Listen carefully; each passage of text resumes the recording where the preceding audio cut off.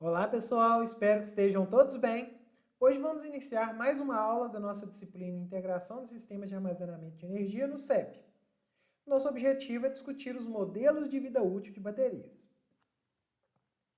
Nessa aula aqui nós vamos discutir a classificação dos tipos de modelos de vida útil, fazer uma comparação entre essas abordagens, uma comparação mais qualitativa, tá? E depois eu vou apresentar para vocês alguns exemplos, de referências, que contemplam modelos de vida útil de baterias, caso algum de vocês tenha interesse, em pesquisar nessa área. Então vamos às classificações, pessoal. Para começar esse negócio aí, a gente tem que discutir primeiro o critério de falha da bateria, tá? Então a grande questão, a questão de $1 milhão é quando a bateria atinge o final da sua vida, o end of life da bateria. Quando que é? A definição usual é quando a gente tem uma perda de capacidade de 20% ou um aumento de 100% na resistência interna. A resistência interna dobra, tá? E aí a gente costuma definir, um estado dessa bateria, que é o estado de saúde dela, o state of health. E ele geralmente é definido pela razão da capacidade da nossa bateria atual, dividido pela capacidade inicial, vezes 100%. E ele pode ser avaliado tanto pela capacidade quanto pela resistência interna. Mas no caso da resistência interna, como ela aumenta, a gente acaba fazendo a relação inversa. Então a gente coloca a resistência inicial dividido pela resistência depois da nossa bateria. Tá? A gente vai discutir um pouco depois sobre essa questão de estimação de estados. A gente vai perceber que existem vários estados de uma bateria que podem ser estimados. Vai ser discussão da nossa próxima aula. Tá? E tem um conceito interessante que a gente tem que introduzir também, que são as baterias de segunda vida. Tá? Por quê? Pô, eu perdi só 20% da capacidade da bateria. Eu não poderia continuar utilizando ela até ela perder 50% da capacidade? Então vai depender da aplicação. Por exemplo, para um veículo elétrico, se ela perder 20% da capacidade, já é bastante, tá? Porque você vai perder em alcance do seu veículo. Então, geralmente, quando elas atingem isso, eles substituem as baterias. Agora, essas baterias de segunda vida, elas poderiam eventualmente serem utilizadas no sistema elétrico. Tá? Então, a gente teria uma função para essas baterias que seriam produzidas, pelos veículos elétricos, que seriam descartadas pelos veículos elétricos. Antes de fazer a reciclagem, a gente poderia utilizar elas para o sistema elétrico. Tá? Então, existem algumas iniciativas desse tipo, é um mercado que está sendo construído. O que eu posso dizer é que ainda não tem muita informação de quais são as taxas de degradação dessas baterias, além desses 20%. Então, é uma outra característica, porque a bateria já perdeu, já está num processo de degradação ali, entre aspas, avançado. Então, pode ser que ela degrade muito mais rápido. Então, se ela demorou 5 anos para chegar ali até 20%, pode ser que ela chegue até 80% de perda de capacidade em mais um mês. Então, é algo que ainda não se tem uma resposta muito definida na literatura, tá? Ok. Em relação a todos os modelos de vida útil que existem, eles podem ser classificados nos modelos offline e nos modelos online. Tá? Os modelos offline, eles são modelos que eles estimam a vida útil e só. Já os modelos online, eles são modelos que eles acabam fazendo, incluindo a degradação no modelo de performance na bateria. Qual que seria a diferença essencial? Para poder calcular o estado de carga da sua bateria, você precisa saber a capacidade. Se você usar a capacidade nominal, você está fazendo um modelo offline. Agora, se você usar a degradação para calcular a capacidade atual e atualizar o seu estado de carga baseado nisso, ou seja, atualizar o seu circuito elétrico, ou o seu modelo da bateria que estima o estado de carga, a forma de onda do estado de carga, aí você vai ter um modelo online que vai considerar a performance e a degradação da sua bateria. Tá? Nós vamos discutir os dois. Tá? Esse aqui tem uma complexidade reduzida, tem muitas ferramentas de projeto e otimização que usam os offline. Esse cara aqui, ele acaba tendo uma complexidade maior, mas ele tem uma maior precisão. Tá? Então, são modelos que conseguem prever, de uma forma muito mais próxima dos resultados experimentais da degradação da bateria. Então, vai te dar uma noção muito maior do que vai ter na prática. Ok, existem dois tipos aqui, né, de modelos offline. A gente tem os modelos que fazem a contagem de ampere ou de watt-hora, e nós temos os modelos que fazem a contagem de ciclos. Já nos modelos online, nós temos os modelos eletroquímicos e os modelos baseados no circuito equivalente. Vamos discutir essas crianças aí, pessoal. Modelos offline são modelos que discutem apenas o tempo de vida. Eles são baseados no cálculo do dano incremental da bateria. Então, baseado nas condições, eu calculo o dano. Tá? Mas eu não atualizo, tá, o meu modelo elétrico da minha bateria. Então, eles são muito utilizados na etapa de planejamento e projeto, né, de sistemas. Tem muitas ferramentas que usam esses modelos aí. Esse modelo de performance não é incluído, então a estimativa de estado de carga não considera a degradação. Eles têm menor complexidade e o preço que você paga é você ter uma menor precisão. Existem dois modelos, né, esse de contagem de ampere-hora ou watt-hora, que é o modelo de Schiffer. E nós temos, esse trabalho foi um trabalho realizado na Alemanha, e nós temos o modelo de contagem de ciclos, né, que baseia-se no algoritmo de Heinflow. Nesse modelo aqui de entrada de ampere-hora, a gente computa a degradação ao longo do tempo, tá? Então, a capacidade da minha bateria ela vai ser calculada ao longo do tempo. Você vai ter um vetor lá de valores de corrente que a sua bateria vai estar submetida ao longo do tempo, por exemplo, de 10 anos. E, utilizando esse vetor de corrente, a gente calcula a quantidade de corrente que está entrando na bateria, usa a equação de Schaeffer para calcular as tensões da bateria, para estimar o estado de carga. E, consequentemente, a gente consegue calcular a nossa degradação ao longo do tempo. Tá? Esse modelo ele considera valores instantâneos de corrente aí, entregue para a bateria.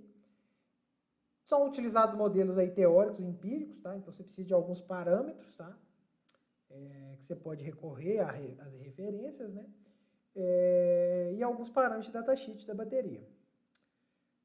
E uma questão é que você pode incluir fatores de correção, por exemplo, temperatura, que é um fator que acelera muito, por exemplo, a degradação da sua bateria.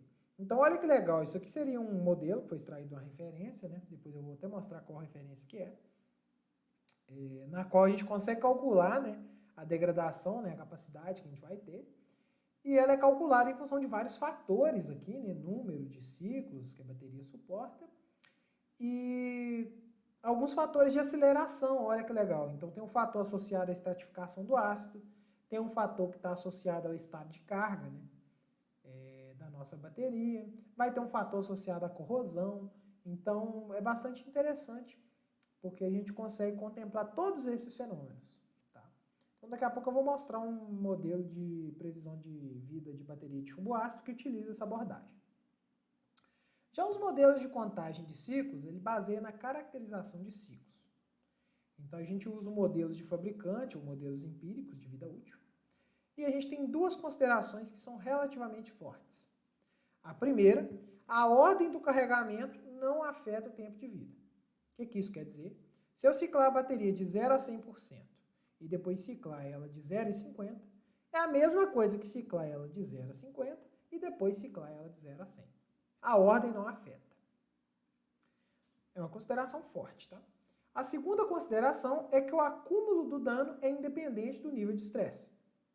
Então, se eu estou estressando a bateria na faixa de baixo estado de carga ou alto estado de carga, eu vou somar o dano do mesmo jeito. E como que a gente combina as condições, né? Qual que é a ideia dessa contagem de ciclos? A gente tem um perfil todo aleatório e eu vou contar quantos ciclos de carga e descarga tem lá dentro, qual que é a SOC média, qual que é a profundidade de descarga, qual que é a temperatura de cada ciclo.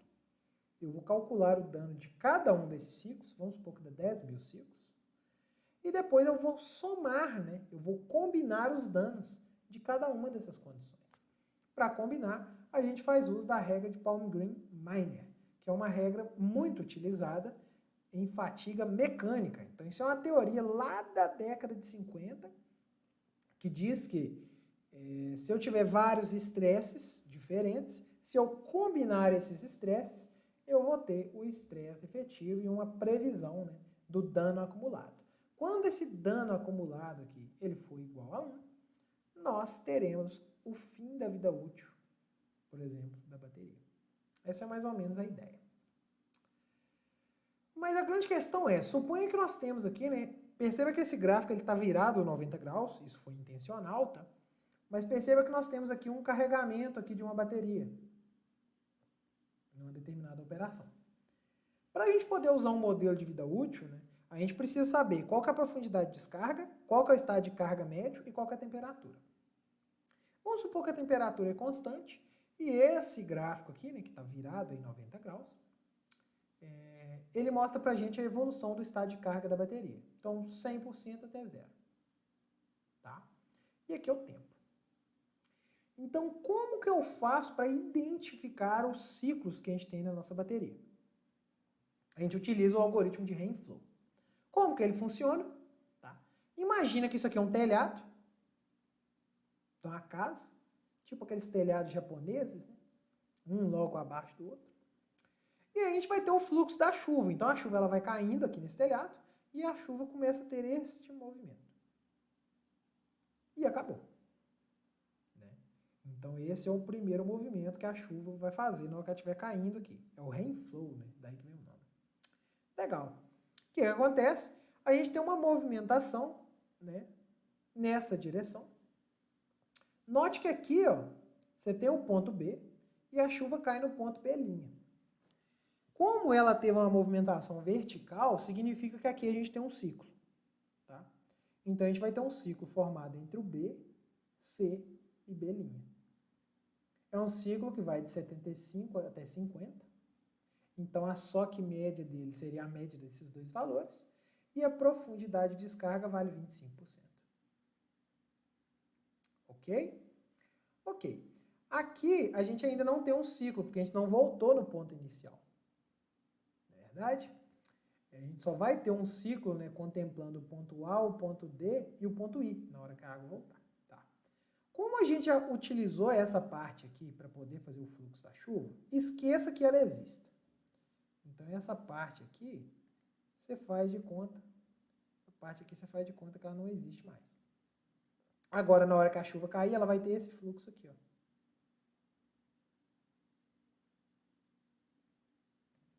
O que é legal perceber? A gente tem dois ciclos sendo formados agora. Tá? Só vou apagar aqui para não ficar bagunçado. A gente tem um ciclo que vai do ponto E, F e E'. Qual que é a variação dele? 75 até 85. Não está mostrando aqui, mas vai ser 10%. E a gente tem um outro ciclo aqui, que é o GH, G'. Esse ciclo também vai ter uma profundidade, ele vai de 50 a 40, também 10%, e tem uma SOC média de 55, de 45, né? Esse aqui tem uma SOC média de 80. Por fim, né, agora eu eliminei esse cara, eliminei esse cara, eliminei esse cara, porque eu já contei eles. O que ficou faltando? O fluxo da chuva que faz isso e volta para cá. Então a gente tem um ciclo grandão que vai desde o ponto A até o ponto D e volta para o ponto I. Tá? Então a gente tem 4 ciclos mostrados nesses dados. Tá? A gente tem 2 ciclos de 10%, um ciclo de 25% e um ciclo que está contemplando aqui 70% de variação, que seria do 25 até cá em cima e depois volta. Então essa seria mais ou menos a ideia, pessoal, do algoritmo de Henslow, tá? Existe uma norma, tá, de cálculo de fatiga que define lá o procedimento de funcionamento desse algoritmo. Também já tem uma função no MATLAB a partir de 2018 que já faz o cálculo dessa função Henslow. Mas é importante entender, né, esse princípio dela. O que a gente faria aqui agora? Para cada um desses ciclos, a gente jogaria no modelo de vida útil, calcularia a perda de capacidade que cada um geraria e depois somaria essas perdas de capacidade. Isso vai dar a perda de capacidade total da bateria. Então esta é a ideia deste método, dessa metodologia de avaliar a vida útil. E os modelos online? Eles vão utilizar algumas daquelas ideias anteriores, tá? Então a gente pode ter um modelo online que faz uma contagem de amperes ali, e a gente também pode ter um modelo online que usa o Henslow, tá? A grande questão é que a gente combina o modelo de vida útil com o modelo de performance. Um modelo que permite simular as características elétricas da bateria e térmicas. Tá? E a gente vai considerar a variação dos parâmetros da bateria ao longo da vida dela. Então, por exemplo, o estado de carga varia com a degradação. Por quê? Vamos supor que a gente sempre joga um ciclo de corrente constante na nossa bateria. 10 amperes menos 10 amperes. 10 amperes menos 10 amperes. O valor de estado de carga que você vai obter depende da capacidade. Mas a capacidade está caindo com o tempo. Consequentemente, a gente vai ter esse efeito apenas se a gente fazer um modelo online. Tá? Eles são mais precisos, tá? Existem duas abordagens, tem a abordagem físico-química e a abordagem baseada no circuito equivalente. A abordagem físico-química, a gente já lidou com isso, né? A gente já discutiu isso, né, quando a gente falou dos modelos elétricos. Né? Isso vai modelar as propriedades físicas dos eletrodos e dos eletrólitos. A gente vai ter uma modelagem precisa da degradação a nível físico-químico, então você consegue enxergar todas aquelas reações que a gente discutiu anteriormente. Tá? Então, para quem fabrica bateria, isso aqui é fantástico. Qual que é o problema? Requer um conhecimento da físico-química da bateria, requer conhecimento de mais de 50 parâmetros, tá? Então vocês podem dar uma olhada nessa tabela aqui. Tem vários parâmetros aqui que são necessários para poder conseguir simular esse negócio. E além disso, a gente tem equações diferenciais parciais muito complexas, tá? E por esse motivo, faz sentido para quem projeta bateria. Para quem usa bateria, não é um modelo tão palpável, tá? E por esse motivo, a gente vai para modelos baseados em circuito equivalente. Qual que é a ideia? Os parâmetros da nossa bateria, independente do modelo que você está usando, eles variam com a degradação. Então, à medida que a gente tem uma perda de capacidade, à medida que a gente tem uma degradação da bateria, vai ter uma mudança em cada um desses parâmetros. Tá? E aí a gente vai conseguir ter prever melhor, né, o estado de carga da nossa bateria e, consequentemente, calcular novamente a nova degradação. Então é um processo dinâmico, né? Ele é realimentado, né? Uma coisa depende da outra. E é de fato o que acontece na prática, né? Na prática, a gente não tem a bateria bonitinha e ela tem o fenômeno de degradação separadamente. A própria degradação afeta a performance elétrica da bateria. Então a gente tenta chegar o mais próximo possível do que a gente tem na prática, sem entrar na físico-química. Tá? Aqui a gente tem uma comparação feita por esse material aqui, desses modelos. Né? A gente nota, né, que os modelos offline, eles têm uma complexidade reduzida, eles rodam mais rápido, né? Tem uma precisão média, né? E eles só calculam, de fato, né, o tempo de vida da bateria, né? A perda de capacidade dela. Já os outros modelos, né, eles permitem prever a tensão da bateria, o estado de saúde, o estado de carga. Então, modelos online, eles são mais precisos, tá? Apesar que eles vão trabalhar com complexidade e um tempo de cálculo maior. Então é a vida, né? Mais precisão, mais cálculo. Última parte da aula aqui, pessoal, apresentar para vocês alguns tipos de modelos de vida útil. Então isso aqui seria um modelo que foi desenvolvido por um laboratório lá da DTU, né? Lá na Dinamarca. Esse modelo, basicamente, ele tem um sistema elétrico, calcula o carregamento que a gente vai ter aqui na nossa bateria, né? E aí nós vamos ter, né, um modelo de performance e um modelo de envelhecimento. E um conversa com o outro. Então, um modelo online, olha que legal. Né? A gente entra com os requisitos de corrente, entra com os requisitos da bateria. E aí esse modelo, ele é um modelo que ele funciona por contagem de ampere-hora. Então, ele acaba utilizando a equação de Sheffield para poder estimar as tensões, estado de carga. Depois existem os modelos que calculam ao longo do tempo qual que é a corrosão da bateria, qual que é a perda de capacidade da bateria, e isso vai impactar nos parâmetros. Então impacta na capacidade, impacta na resistência, na indutância da bateria e tudo mais. A gente pode realimentar esses parâmetros e aí a gente tem uma estimativa de vida muito mais precisa, além da predição dos parâmetros elétricos. Ok? Então aqui seria uma parte mais detalhada de como é feito, né? Então nesse modelo dessa referência, tá? Vocês conseguem baixar ela. vocês vão conseguir perceber que a gente consegue considerar o efeito da corrosão, tá ok? A gente entra com fenômenos, por exemplo, estratificação de ácido, então a gente está falando de bateria de chumbo ácido, tá? E com as funções aqui, né, ou as estimativas de estado de carga, a gente vai estimar as profundidades de descarga e vai ter uma redução de capacidade da nossa bateria. Tá? Além disso, a corrosão, a gente percebe que ela vai ter um impacto direto aqui no aumento da resistência interna da bateria. Esses parâmetros são realimentados cá em cima, tá? Na equação de Sheffield, e a gente vai ter uma estimativa da vida da bateria. Então, caso vocês tenham interesse nas equações, depois dá uma olhada na referência. Esse material foi um material feito pela Julia Schiffer, tá? É um artigo muito bom, é um dos artigos mais citados aí para a vida útil de bateria de chumbo ácido. É uma ideia muito parecida com aquele material da DTU, tá? E ela também faz um modelo aqui online, então, à medida que a gente tem um modelo de corrosão e tem um modelo de degradação da bateria, a gente atualiza os parâmetros, resistência interna, capacidade, para ter uma precisão bem interessante, né? Ela até mostra alguns resultados experimentais mostrando quão bom é o modelo dela, né? Em relação aos resultados experimentais, né? Para prever a vida útil de bateria de chumbo ácido. Tá? Então aqui tem um exemplo aqui de aplicação, né? Aqui a gente tem uma aplicação que tem esse perfil aqui de carga e descarga da bateria. Tá? Então esse aqui em cinza seria esse perfil. E aqui seria um outro perfil de operação que a bateria fica muito tempo carregada, tá vendo? Olha que interessante. E aí o que a gente nota? Aqui a gente tem a perda de capacidade total da nossa bateria. Tá? Então ela começa de um valor inicial em ampere-hora e vai caindo. Quando chegou aqui, né, é o final da simulação, porque ela atingiu o tempo de vida dela. Detalhe, isso aqui é um tempo em anos, tá? Da nossa bateria de chumbo ácido. O que a gente nota, né? A gente tem duas linhas aqui que estão subindo. A gente tem essa linha cinza aqui, que seria a perda de capacidade por degradação. E aqui nós temos a perda por corrosão da nossa bateria. Tá? Então aqui a gente nota, né, que ambas as duas fontes acabam gerando perda de capacidade na nossa bateria. O que é legal notar?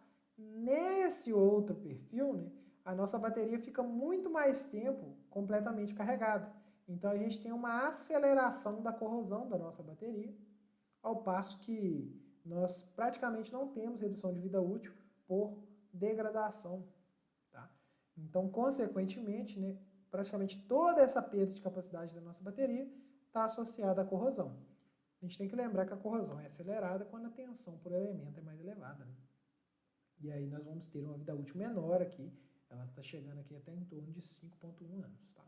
Então, seria uma aplicação, né, direta daquele modelo da Julia Schiffer. Aqui a gente já tem um modelo, né, ideia muito parecida para a bateria de lítio-íon. Então, foi desenvolvido aqui pelo Daniel. Então, nesse caso, nós temos a entrada do perfil de corrente, uma entrada de temperatura. Nós temos um circuito elétrico, né, um modelo de performance, que vai estimar a temperatura, estado de carga, tensão e corrente da bateria. Isso é enviado para o modelo de vida útil. O modelo de vida útil calcula, né, as degradações e atualiza o modelo elétrico para que a gente tenha essa correção, né, e, consequentemente, tenha uma estimativa muito próxima da realidade da vida útil das nossas baterias.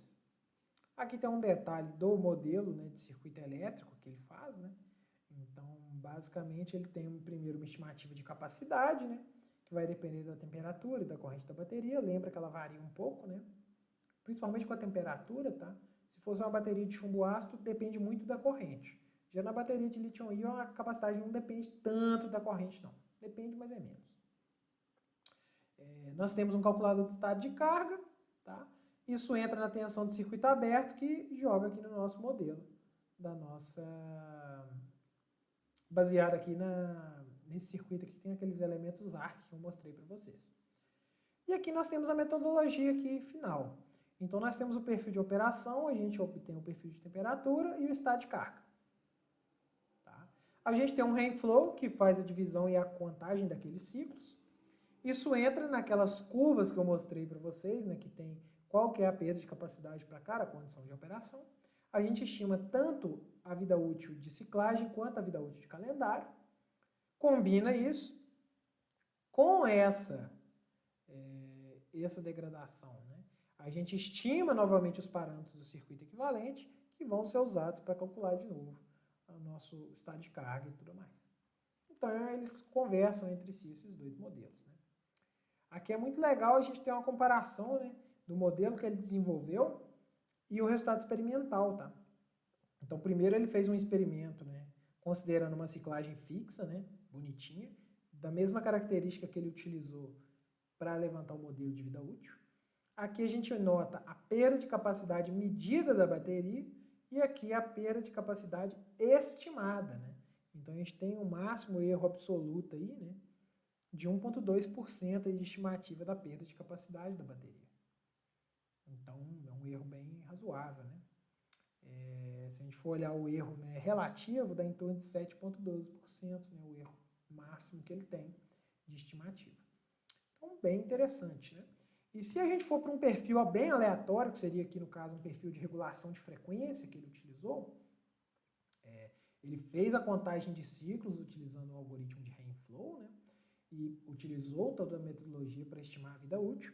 E aqui a gente pode ver uma comparação dos resultados experimentais de degradação. Perceba que isso aqui é em dias, né, e aqui é em semanas. Então esse perfil ele foi repetido, né, num simulador, né, de bateria. Existia um sistema de teste de baterias que estava com essa referência aí, ficou testando lá por semanas, né, por 2 meses quase. E aqui a gente nota aqui as degradações que a gente observa no experimento e a degradação prevista. Ele tem um erro absoluto aí no máximo de 1,33%, tá? E um erro relativo aí de torno de 10%, tá? Que é muito bom para uma estimativa de vida útil dessa característica, né? Porque é um resultado que está validando não só, né, o modelo de vida útil obtido, mas também a utilização do Heinz-Flow e a utilização da regra de Miner.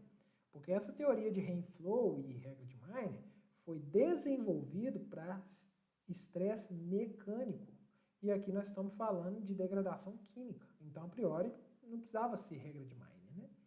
Mas aí ele mostra, né, que consegue uma precisão de até em torno de 10% utilizando esse modelo. Então, é uma abordagem bem interessante aí que pode ser utilizada por vocês, caso vocês tenham interesse de trabalhar nessa linha.